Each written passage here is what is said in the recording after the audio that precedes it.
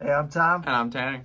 Welcome to episode 60 of Bird Squawk. All right, not too much to talk about today. We got a little housekeeping and then talk about some things that may affect the Eagles draft a little bit as we continue to count down. I think we're like 22 days away or something. We're getting there. We're getting there. Getting close.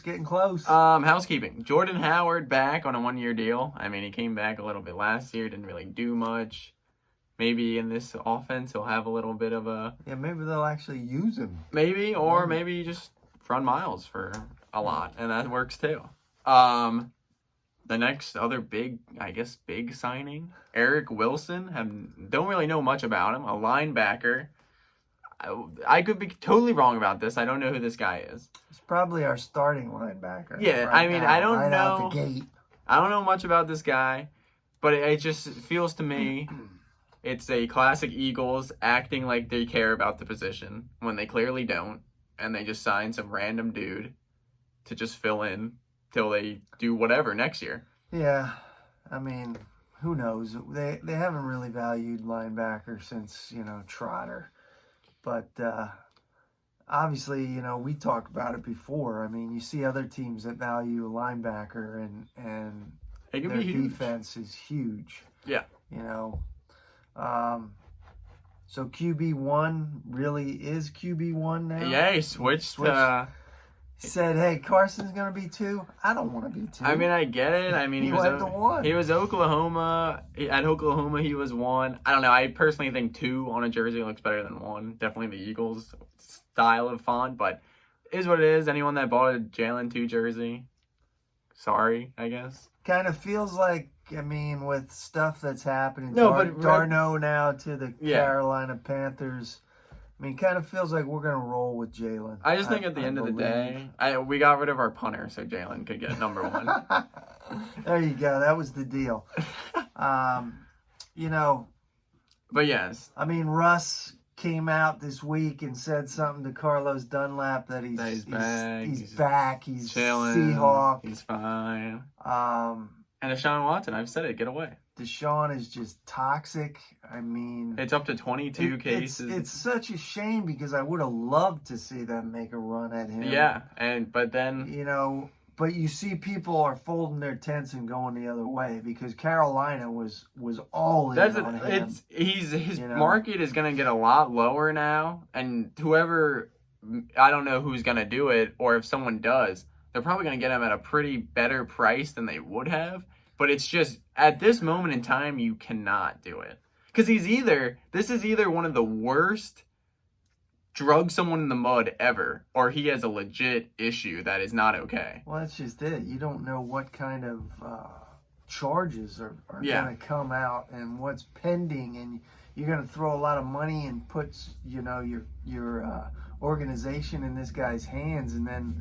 boom, something could go wrong and he could end up going to prison. Yeah, at the end of the day. So right now where the Eagles stand, and I think even though it wasn't that eye-opening, I think the Eagles, even though they did move back, and a lot of people are still upset about that, I think moving back was one of the first signs saying that Jalen was going to be the guy, at least for this season. But yeah, when we get into the draft, I don't know. I'm really getting anxious for this thing. It's scaring me. I've been going back and forth, this whole month and the month prior. What do I want? Do I want a playmaker on offense? Do I want a playmaker on defense? I just want which someone way good. Are we gonna go? The more we're creeping there, I'm feeling like Surtain is the guy I really want. I want Surtain, but I don't know if he falls that far. But then on the other hand, and I know we've talked about this privately, not on air, but, are we really concrete at 12, or do they have something in the mix to move up? There was reports that the Falcons were fielding offers, but a lot of the mock drafts I'm looking at is they really like Kyle Pitts. They are really firm with Kyle Pitts at 4, which kind of surprises me because Matt Ryan's getting there. They're definitely about to turn the page on that part. And if some team, like say the Patriots or someone else jumps and takes that's big for the Eagles because that frees up some people. Because the guys we've been talking about, the 5 guys, yeah, Chase is out of the picture. Yeah, he's probably gone. Pitts is probably out of the picture. Devontae Smith, once again, is building stock again. His stock was falling a little bit because of his size. But a lot of people say either the Lions or the Dolphins are going to snag him. I think Waddle is going to be there, but I don't know if they're sold on Waddle, even though I'm fine with Waddle. And Surtain, which I would love. I am moving towards you now that I think I want Surtain the most. But realistically, I think the Lions maybe take him. I think the Panthers, now after getting Sam Darnold, take him. Or even the Cowboys take him. Yeah, that's the thing. That's the thing I'm talking about. I don't like where we're sitting at 12 because we're behind the Cowboys and the Giants. Yep. I mean, and you know those guys want to stick it to us. You know the Giants have us on their bulletin board for that whole last game, fiasco last season. So you know if they can give it to us, they are definitely going to. There's even some mock drafts that have the Giants taking Waddle. Like, realistically, all the people we thought that were going to be there could not be there. And with that being said, if on the thumbnail, this J.C. Horn is a guy that... There's a lot of noise on this kid. I don't know much about him, but a lot of noise. South Carolina, yeah. Cornerback, right? Yeah, I don't know as much about him. The thing is, this kid might be I might like the kid if they take him. I just think this is where we begin. We've been talking about who we want for so long, and now things happen, and now we're already settling for guys that weren't originally on our boards because we're already out of the picture. I just want somebody that loves ball. You know, I'm going to take man Nick's line. Dude, the freaking banana route. I don't like the banana route. You got to stick it. I was like, that's right. There you go. I mean, he might be a little out there. Little energy. Bring it, baby. Get some energy back on that side. He might be not the best press conference guy, but he knows football. I'm still excited about Nick. We'll see where that goes, though. You know, I heard a good comparison, the other day.